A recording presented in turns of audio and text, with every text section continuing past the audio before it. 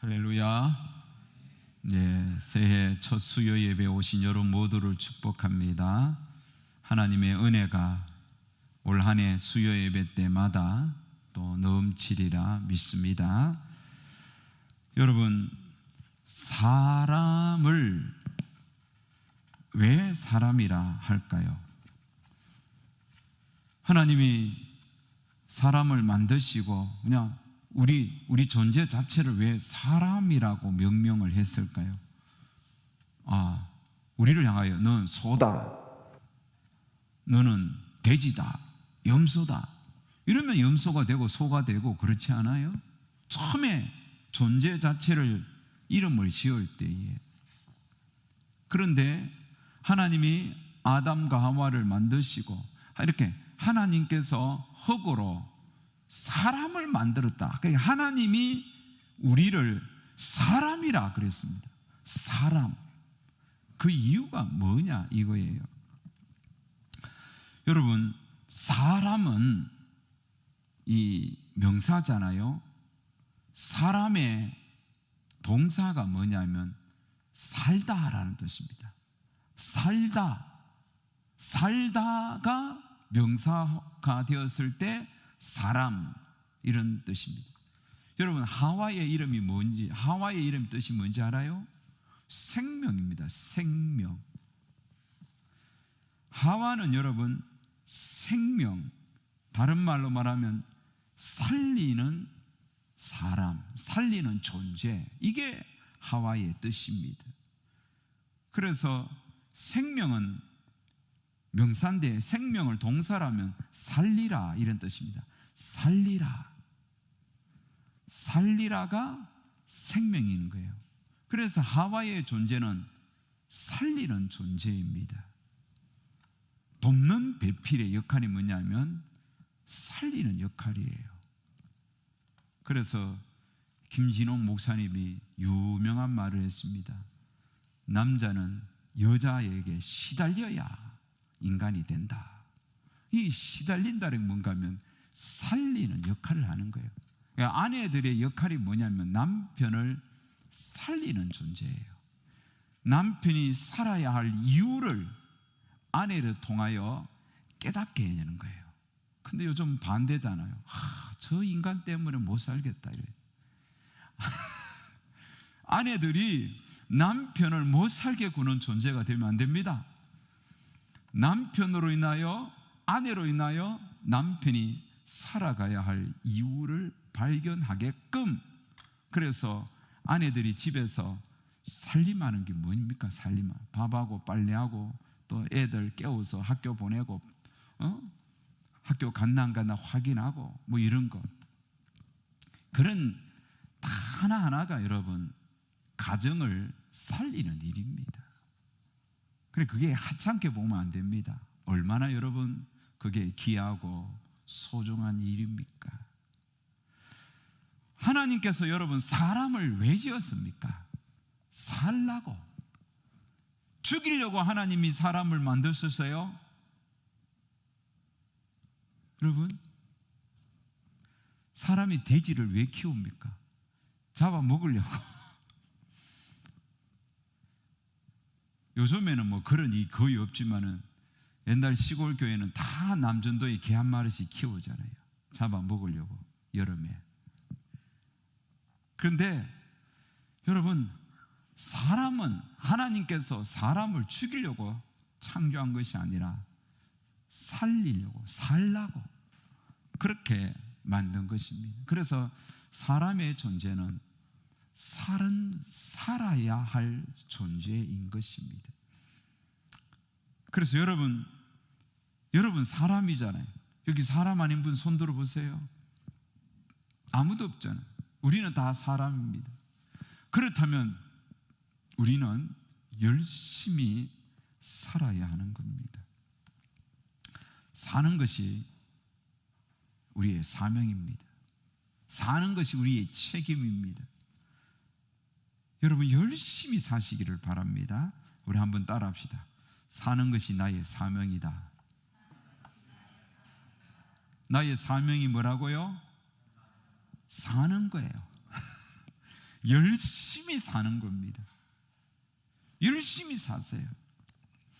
여러분, 밥 먹는 것도 살기 위해서 먹잖아요. 우리가 예배 드리는 것도 하나님의 사람으로 살기 위해서 예배 드리는 거예요. 예배 안 드린다는 것은 하나님의 사람으로 죽기를 각오한 거예요. 하나님의 사람답게 살지 못하는 거예요, 예배 안 드리면. 여러분, 이 가림막을 하고 비대면을 하고 뭐 어떻게 하든지 예배 드리려고 몸부림치는 것은 하나님의 사람답게 살기 위해서 우리가 그러는 것입니다. 지금까지 여러분 살았다는 것은 사명 감당 잘했다는 것입니다. 여러분이 지금까지 살아있다는 것 자체가 내게 주어진 살아야 할 이유와 사명에 여러분 잘 충성했던 것입니다. 그런데 참 우리나라는 열심히 사는 사람도 많지만은 스스로 삶을 끊어버리는 사람들이 OECD 국가 중에 제일 많습니다. 그래서 통계청의 자료에 의하면 2018년도 우리 한국 사람 하루에 44명이 스스로 목숨을 끊었습니다. 2019년도에는 37명이 스스로 하루에 그렇게 목숨을 끊었습니다. 한강 여러분, 각 다리마다 부대가, 담당 부대가 있잖아요. 그리고 한강을 이렇게 보트를 타고 다니면서 그 사람들이 해야 하는 이유가 뭐냐면 하루에도 여러분 여러 명이 투신 자살하는 이들을 찾아내고 건져내고 또 막고 이런 역할을 하는 자들이 우리나라의 부대 중에 해야 할 그 한강 수비대가 하는 일들입니다. OECD 여러분 자살률 1위가 우리나라가 2018년 19년만 1위가 아니라 2019년까지 16년 동안 부동의 1위였습니다. 16년 동안 여러분 계속 우리나라가 부동의 1위라는 거예요. 참 안타까운 것이죠. 그런데 이 부동의 1위 통계 내용을 보면 남자가 여자보다 2.6배나 더 높다고 합니다. 남자가 보면 삶에 대한 의지가 여성보다는 약하다는 거예요. 여성은 사는 힘이 강한데 그에 비하여 남자는 현저히 떨어지는 겁니다. 그리고 고령자가 많대요. 70세 이상 고령자가 많이 스스로 목숨을 끊는 거예요. 청소년 자살률이 점점 늘어나고, 그 다음에 참 특징 중에 하나가 뭐냐면 이 스스로 목숨을 끊어버린 가족들, 그 자살 유가족의 자살률이 8.3배나 더 높다는 거예요. 참 이게 무섭습니다. 집안에 어떤 사람이 목숨을 끊어버리면 그게 그런 일이 없는 가정의 사람보다 훨씬 더 그런 비율이 높다고 하는 겁니다. 제가 이전에 있었던 교회 우리 교구 식구 아주 젊은 근사님, 젊은 집사님 45세였는데 아주 인물도 좋고 지금도 저는 마음이 늘 아파요. 그분만 생각하면. 항상 신방 가면 죽고 싶다. 내가 6년 동안 죽고 싶다. 하는데 집사님 왜 그러시냐. 우울증으로.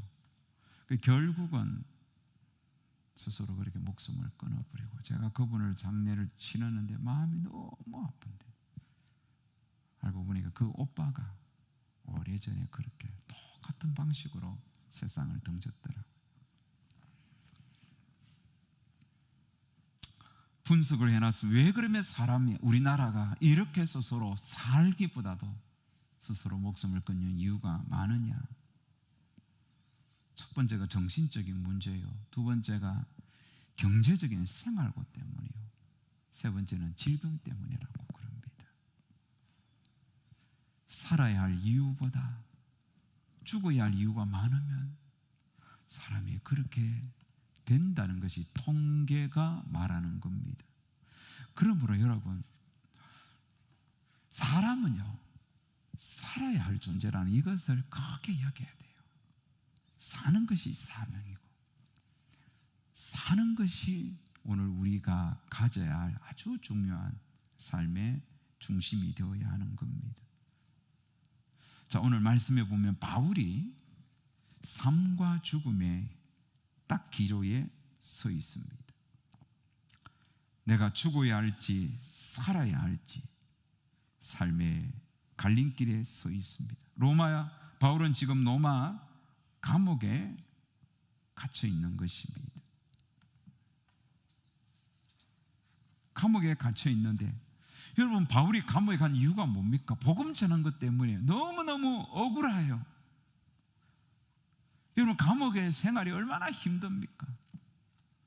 정말 죽을 것 같은 고통이죠. 인권이 어디 있습니까?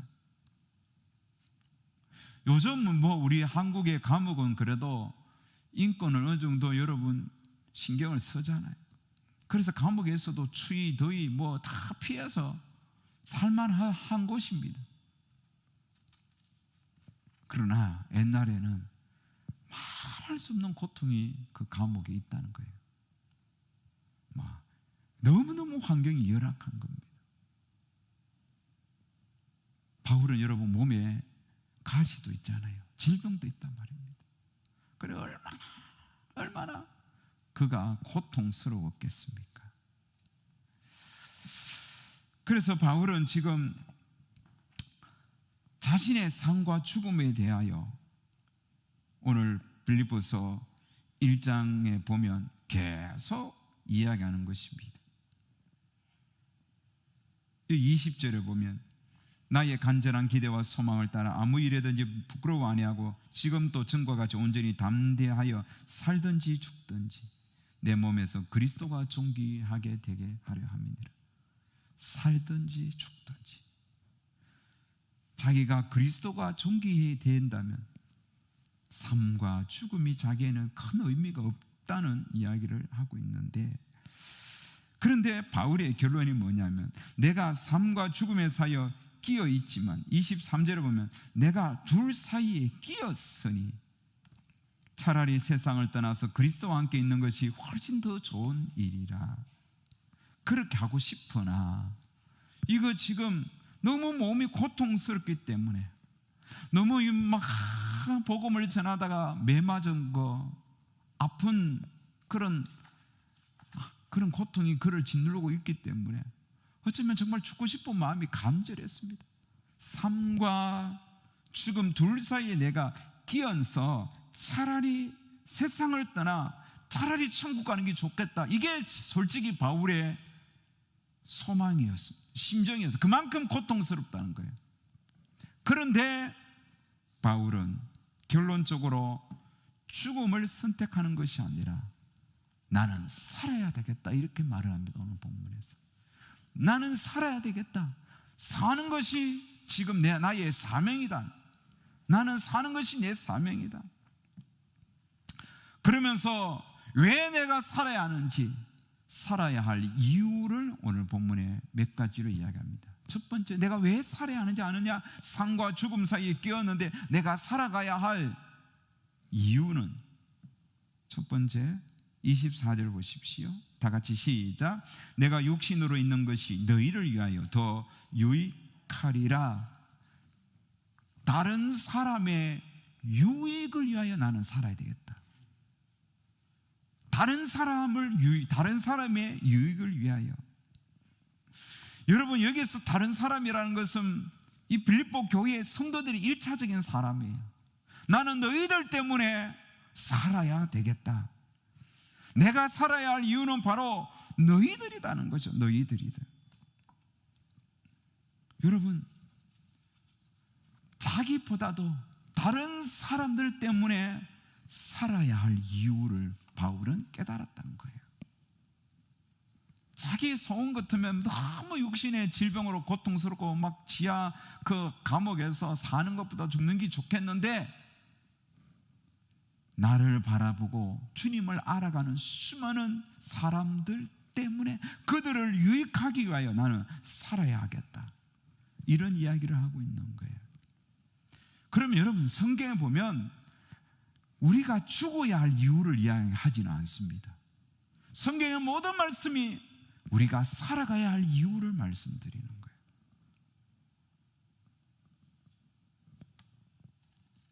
베드로서 4장 7절에서 8절에서 9절을 보면 만물의 마지막이 가까웠으니 그러므로 너희는 정신을 차리고 근신하여 기도하라. 무엇보다도 뜨겁게 서로 사랑할지니 사랑은 허다한 죄를 덮느니라. 여기 보면 살아야 할 이유가 몇 가지 나옵니다. 만물의 마지막에 가까웠으니 너희는 정신을 차리고 근신하여 기도하라. 왜? 살기 위해서요. 살기. 정신을 차리고 근신하여 기도할 이유가 뭡니까? 만물의 마지막 때니 너희들이 하나님의 백성으로 살기 위해서 그렇게 하라는 거예요. 무엇보다도 뜨겁게 너고 서로 사랑하라. 뜨겁게 사랑해야 하는 이유가 뭡니까? 서로가 살기 위해서예요. 서로가 하나님의 백성답게 멋지게 살아가기 위하여, 하나님의 영광을 드러내기 위하여 서로 사랑하는 거예요. 여러분, 이게 제가 원래 뽑은 말씀이에요. 근데 이 말씀을 보면서 내가 살아야 할 이유가 이 성경에 다 있구나. 여러분이 뽑은 말씀이 무엇입니까? 다 여러분이 말씀에 보면 살아야 할 이유가 그 말씀 속에 다 있는 거예요. 그런데 여러분, 하나님은 이렇게 우리가 살아야 할 이유를 말씀을 통하여 다 이야기하는 거예요. 서로 사랑할지, 내가 살아야 할 이유가 서로 사랑할지니, 다른 사람을 사랑하도록 하기 위하여 내가 사는 거예요. 내가 다른 사람의 유익이 되기 위하여 사는 거예요. 그런데 마귀는 우리를 살라 할까요? 죽으라 할까요? 마귀는 우리를 죽이려고 합니다. 마귀는 끊임없이 우리를 죽이려고 유혹합니다. 끊임없이 내 속에서 충동합니다. 야, 너는 가치 없는 인생이야. 너 살아서 뭐해? 너는 벌레 같은 인간이야.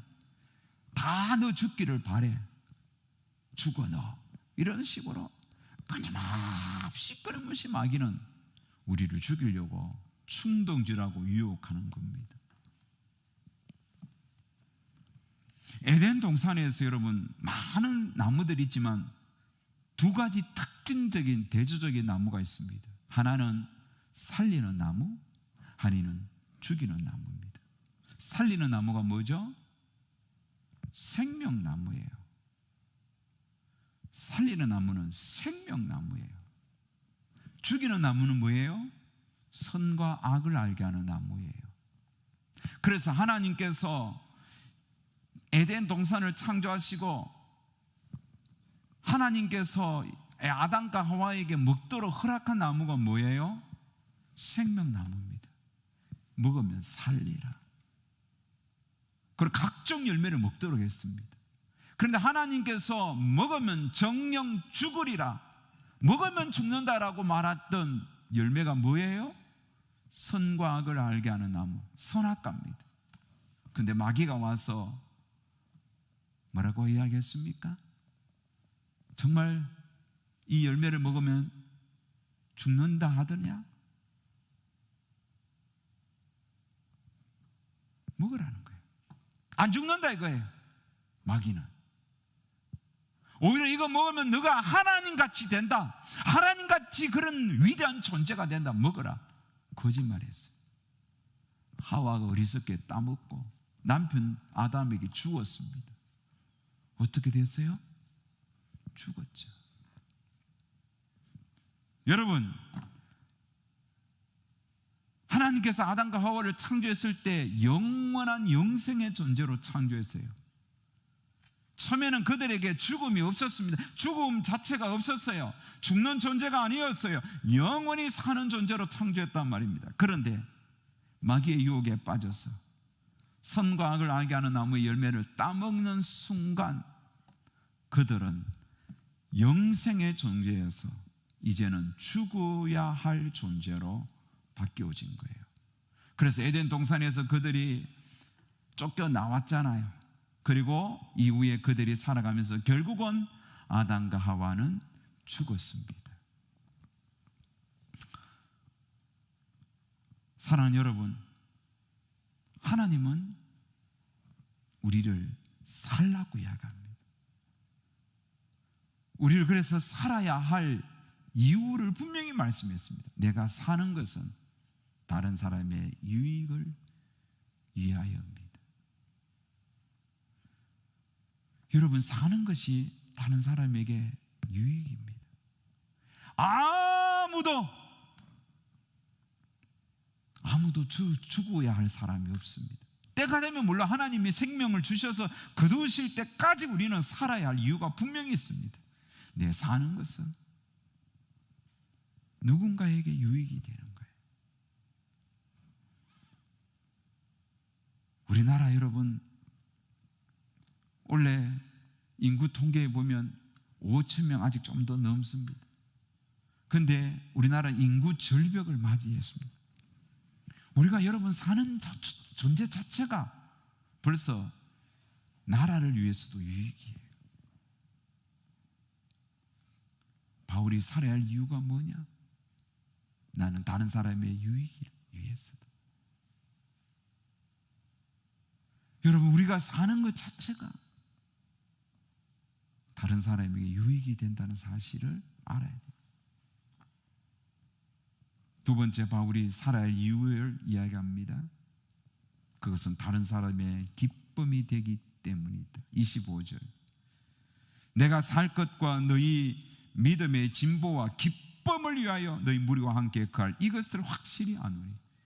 내가 살아야 할 이유는 다른 사람에게 기쁨을 주기 때문이라는 겁니다. 기쁨의 존재라는 겁니다. 마귀는 여러분 끊임없이 우리를 충동질해서 죽이려고 그럽니다. 왜? 너 다른 사람의 근심거리야. 너 엄마 아빠의 근심이야. 너 살아야 할 이유가 없다고. 끊임없이 이렇게 마귀가 충동질하는 거예요. 그래서 사람이 정말 스스로 목숨을 던지는 사람들 보면 뭔가 자꾸 끌려서, 뭔가 그 소리에 끌려서 그렇게 죽음의 길로 나아가는 거예요.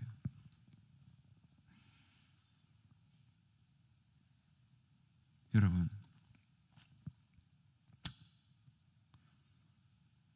요즘 제가 깨닫는 것은 뭐냐면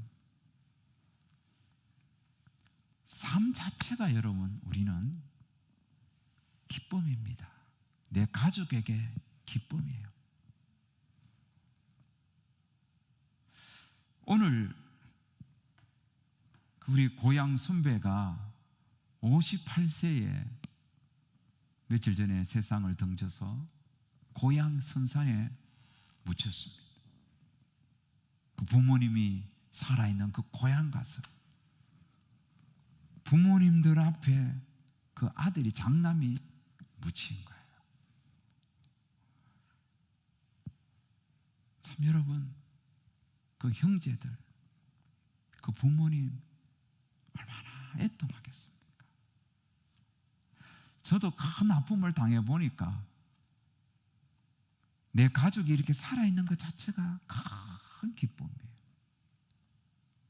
내 딸들이 살아있는 것 자체가 삶 존재가 기쁨이고, 그러면서 우리 어머님에게 나라는 존재가 기쁨이겠구나, 그 생각을 했습니다. 하나님은 하나님의 자녀로서 이 땅에 살아가는 것 자체가 하나님께 기쁨입니다. 스바냐 3장 17절 우리가 잘 아는 말씀에 보면 너의 하나님 여호와가 너의 가운데 계시니 그는 구원을 베푸실 전능자시라. 그가 너로 말미암아 기쁨을 이기지 못하시며 너를 잠잠히 사랑하시며 너로 말미암아 즐거이 부르며 기뻐하리로다. 너로 말미암아 기쁨을 이기지 못하게 하시며 너로 말미암아 기뻐하시리로다. 하나님의 사람들은 우리가 이 땅에서 하나님의 이름을 부르면서 믿음으로 살아가는 삶 자체가 하나님께 기쁨인 것입니다. 하나님의 영광이 되는 거예요. 우리는 이 사실을 놓치지 말아야 되겠습니다. 바울은 내가 이렇게 감옥에 갇혀서 비록 고통스럽게 하루하루 정말 그렇게 살아가지만 내 삶 자체가 빌립보 교인들 너희들에게 기쁨일 거야. 그래서 나는 사는 거야. 내 소원은 하루라도 주님께 가서 주님과 영원히 천국에서 살고 싶지만 이 땅에서 육신의 고통을 안고 사는 것은 너희들의 기쁨을 위한 거라. 그렇게 열심히 살아갔던 겁니다.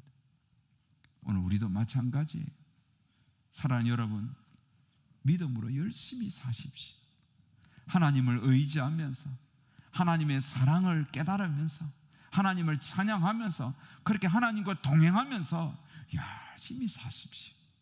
그게 하나님의 기쁨이자 여러분을 사랑하는 가족들의 기쁨이요, 또 여러분을 섬기는 목회자의 기쁨이요, 여러분과 함께 믿음의 길을 걷고 있는 여러 성도들에게 기쁨이요, 삶 자체가 기쁨인 거예요. 바울은 세 번째, 내가 왜 살아야 하는지 이유를 분명히 밝혔습니다. 그것은 바로 26절에 보면 내가 다시 너희와 같이 있으므로, 여기 보면 내가 다시 너희와 같이 있으므로 너희들과 같이 이 땅에서 살아가는 이유는 그리스도 안에서 너희 자랑이 나로 말미암아 풍성하게 하려 함이라. 너희들의 자랑이 나로 말미암아 풍성하게 하게 함이라. 여러분, 빌립보 교회 성도들에게 바울은 자랑이 되고 싶어 했습니다. 자랑이 되고 싶어 하는 거예요. 그래서 자기는 사는 거예요. 열심히 살아가는 이유는 자기가 세운 빌립보 교회의 성도들에게 자랑거리가 되고 싶은 거예요. 이것은 자기의 의를 드러내는 게 아니에요. 바울이 사는 것은 결국은 여러분 여기 보면 21절에 보면 이는 내게 사는 것이 그리스도니 죽는 것도 유익함이라. 내가 사는 것은 내 속에 나는 죽고 내 속에 그리스도가 사는 것이니까, 내가 사는 것은 하나님의 영광을 위하여 사는 것이고 내 속에 사는 것은 그리스도니, 내가 이렇게 살아있는 존재가 된 것은 그 빌립보 교회 성도들에게는 자랑거리나. 우리 교회의 설립 목사님은 바울 선생님입니다. 우리 교회가 파송한 1호 선교사도 바울 선생님입니다. 그러면서 여러분, 빌립보 교회는 바울의 존재 자체가 큰 자랑거리인 거예요. 역사가 깊은 교회에 보면 우리 교회의 설립자는 온도우드 선교사다. 안희화 선교, 대구 제일교회 같은 경우는 지난번 제가 설교할 때 이야기했던 그 안희화 선교사님이 세운 교회예요. 자랑거리가 되는 거예요. 마찬가지로 여러분, 오늘 우리가 우리의 생명이 언제 끝날지 알 수가 없습니다. 그러나 주님이 우리에게 이 땅에 부여해 주어진 시간이 있어요. 어떤 이는 긴 인생, 어떤 이는 짧은 인생, 어떤 이는 적당한 인생, 하나님께서 주신 생명의 시간이 다 제한되어 있단 말입니다. 그러나 그때까지 우리는 여러분 열심히 살아야 합니다. 살아야 할 이유가 분명합니다. 왜요? 내 생명은 하나님이 주셨기 때문에 열심히 사셔야 돼요. 어떻게 살아야 되겠습니까?